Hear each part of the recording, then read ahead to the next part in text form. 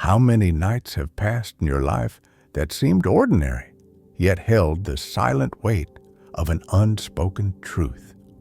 Imagine for a moment the quiet desperation that precedes a seismic shift, a moment where the very foundations of your identity, tied for so long to the people who raised you, begin to fracture.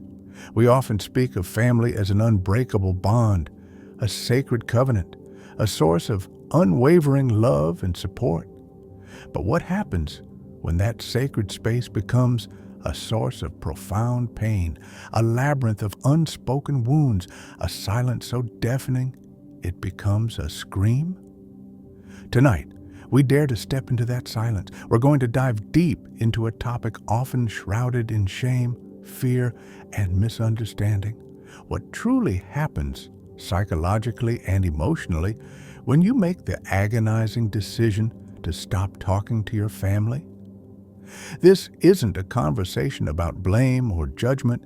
It's an exploration of human resilience, the courage to protect one's peace, and the complex journey of healing.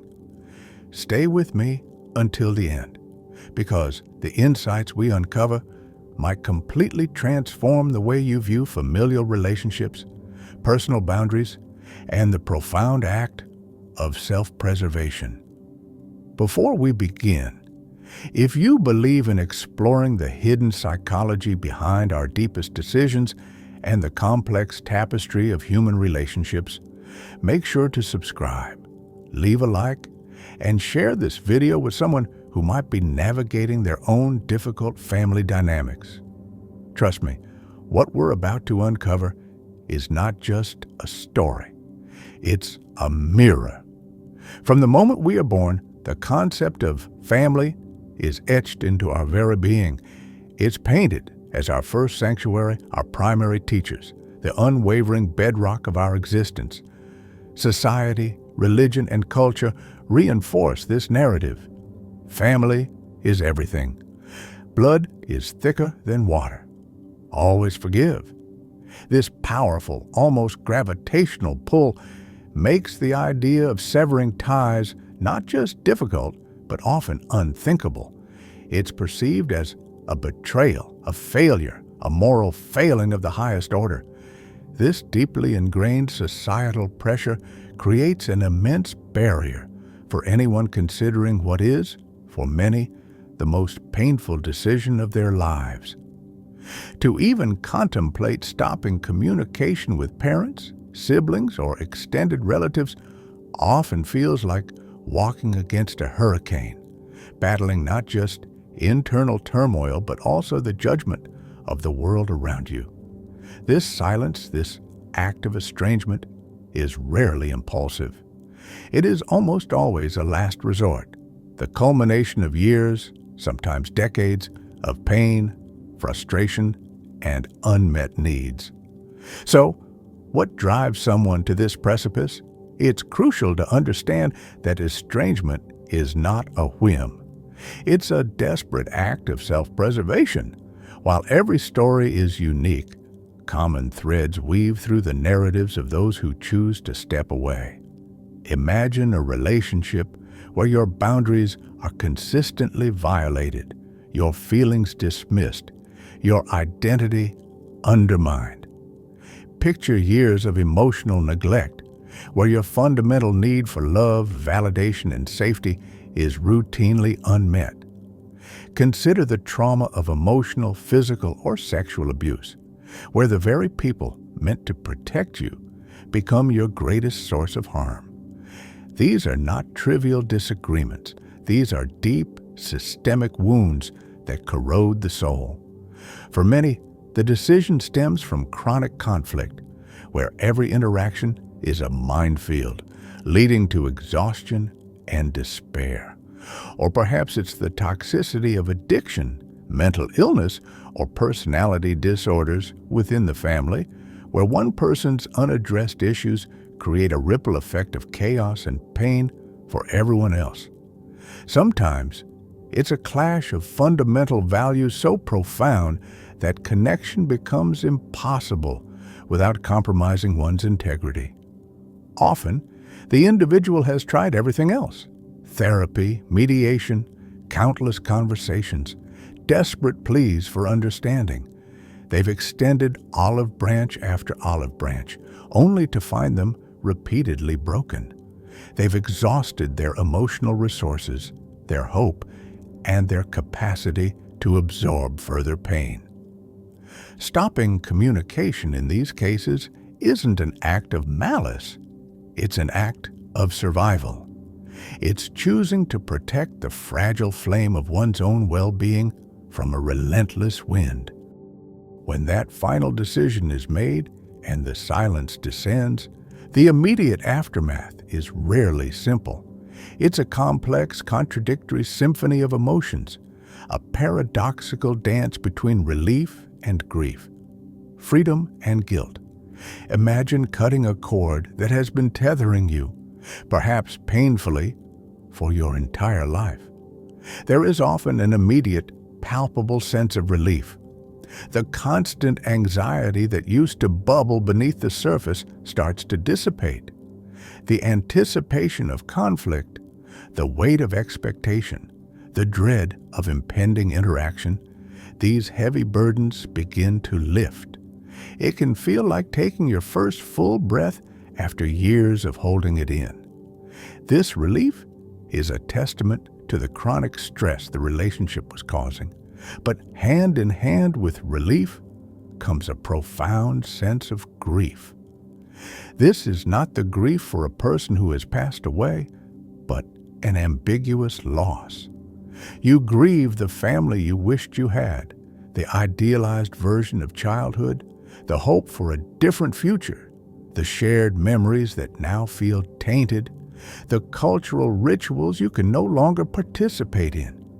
This grief is often misunderstood by others, who might dismiss it with, "You still have them," failing to grasp that the relationship as it was and as it could have been has died. Then there's the insidious creep of guilt. Despite knowing you made the right decision for yourself, the deep-seated societal programming around family can trigger intense feelings of culpability. Did I try hard enough? Am I a bad person? What will people think? This guilt can be a heavy chain, pulling you back toward old patterns of thought, even when physically separated. And finally, freedom. A strange, uncharted freedom. The freedom to define yourself outside of the roles assigned to you by your family. The freedom to establish your own values, build your own traditions, and pursue your own path without constant criticism or manipulation. But this freedom can also be terrifying, like being set adrift in an open sea after years in a confined harbor.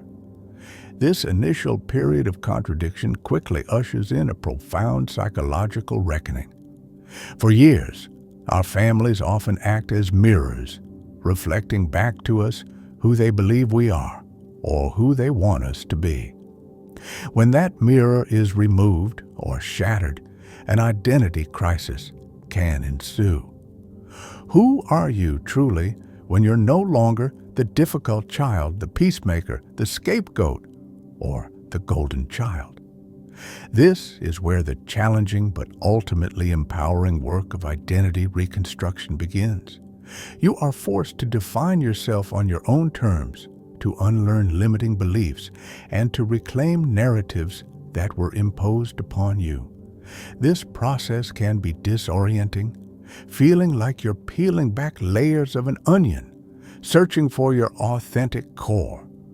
Estrangement is often a powerful act of boundary reinforcement. For individuals who grew up in environments where boundaries were non-existent or routinely violated, this decision is a seismic shift toward self-respect and self-protection. It teaches you, in the most visceral way, that your well-being matters and you have the right to safeguard it. This newfound strength in setting and maintaining boundaries will ripple out into every other relationship in your life, fostering healthier connections. For many, especially those who experienced ongoing abuse or neglect, this journey can involve healing from complex post-traumatic stress disorder or CPTSD. Unlike traditional PTSD, which stems from a single traumatic event, CPTSD arises from prolonged repeated trauma, often in relationships where escape was difficult or impossible. Precisely the dynamics found in dysfunctional families. Estrangement, while painful, can create the necessary distance and safety for true healing to begin, allowing the nervous system to finally calm and process years of chronic threat.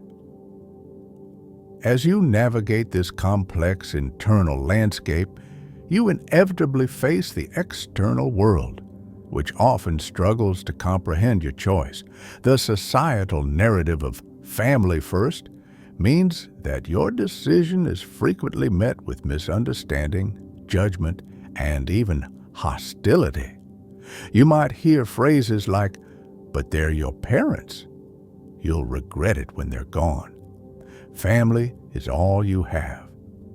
These well-meaning or sometimes manipulative comments can be incredibly invalidating, adding another layer of guilt and isolation. People who haven't walked this path cannot grasp the depth of pain that leads to such a drastic step, often projecting their own fears and ideals onto your situation. This is precisely why the concept of chosen family becomes so profoundly important. Estrangement often creates a void, a literal and emotional space once occupied by biological relatives.